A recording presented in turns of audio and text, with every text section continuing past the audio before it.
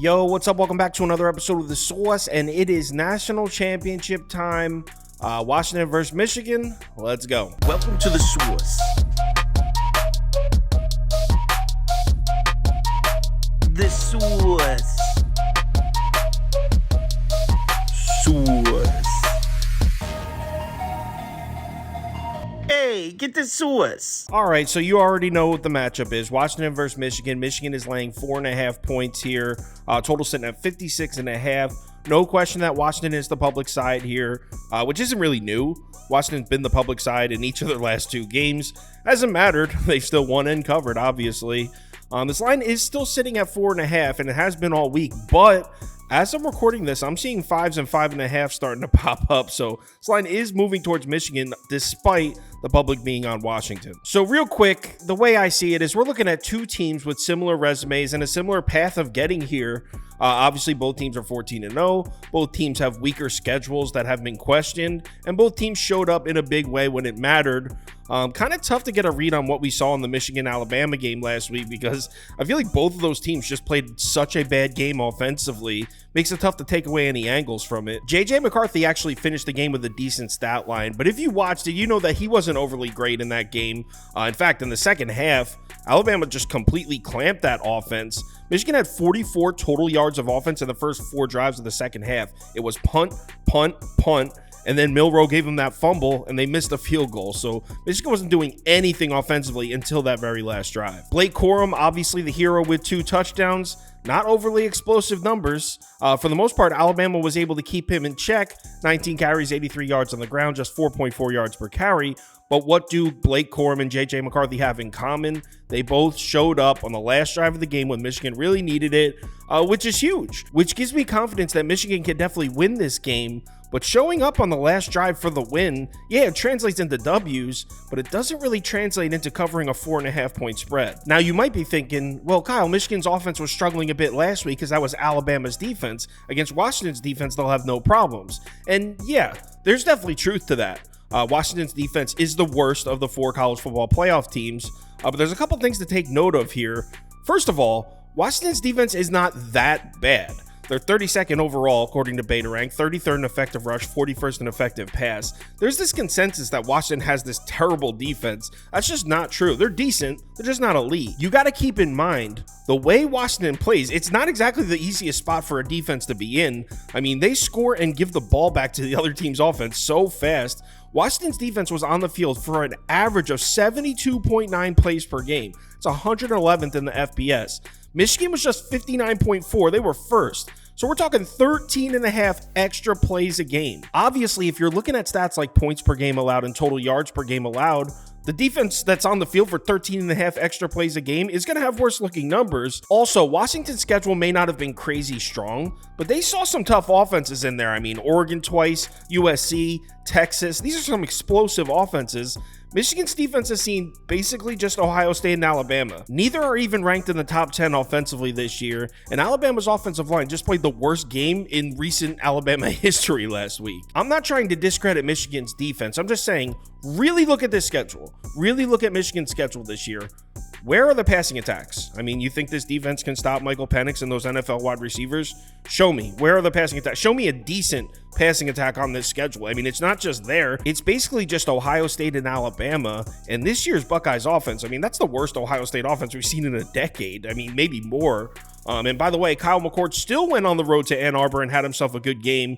Statistically, he threw a couple bad picks, but he was able to move the ball in that Michigan defense. Keep in mind, a huge reason for Michigan's success stopping Alabama's offense last week was the pass rush. They sacked Jalen Milroe 6 times. I mean, the center was making terrible snaps. The center single-handedly ruined an Alabama drive. That offensive line was just a mess for Alabama. This is Washington's offensive line. They won the Joe Moore Award for best offensive line in the country this year. Texas, they just played Texas, right? Texas has one of the most highly touted defensive fronts in the FBS. In fact, a lot of people would tell you Texas probably has the best defensive front in the country. Want to know how many pressures they registered on Michael Penix last week? 0. None. They got 0 pressure on Michael Penix last week. One of the best defensive fronts in the country. So yeah, Michigan's defense looked elite last week. Sacking Jalen Milroe left and right looked awesome. But ask yourself, I mean, this Washington offensive line just won the award for best offensive line in the country. What does that Michigan defense look like if they can't get pressure on Penix? Do you really trust that Michigan secondary that hasn't been tested all year to hold up against Michael Penix and those NFL receivers? Because I don't. I mean, some of the plays that offense is making, I mean, these are NFL plays. You can't defend them. Michael Penix drops back, throws a 40-yard pass on the sideline perfectly on the back shoulder to a wide receiver who's going in the first round. Doesn't matter how good your defense is, you can't defend that.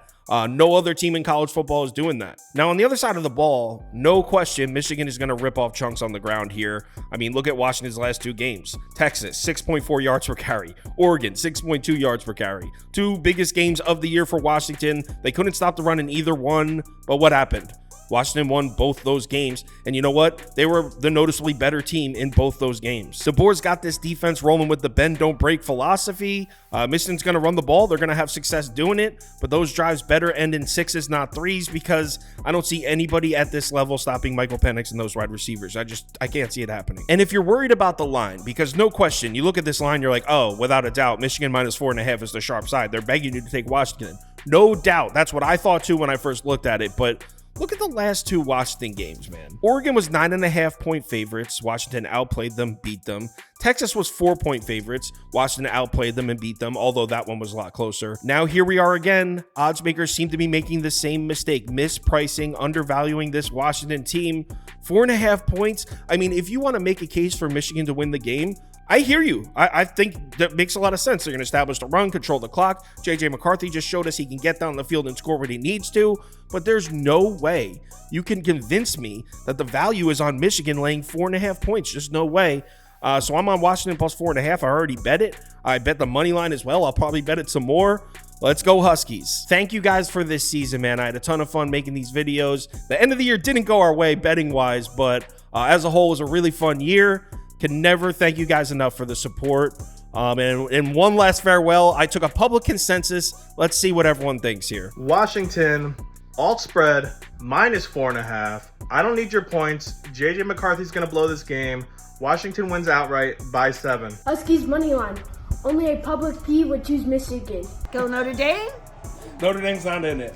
All right. Michigan, Washington. Michigan it is. National championship game. Michigan is going to roll and win this game by 13 points. Harbaugh is going to win his national title, ride off into the sunset, and go coach the Chargers. That's the pick for the title game. Michigan wins and Washington covers, so Michigan by 3. Washington or Michigan? What everyone Pop thinks. What everyone Pop thinks. Pop? I'm sorry?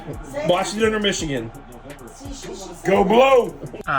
Huck the Fuskies, and we're laying it with Big Blue, baby. I'm gonna go Michigan. Michigan! Go Blue! The name's Douglas. Papa Douglas.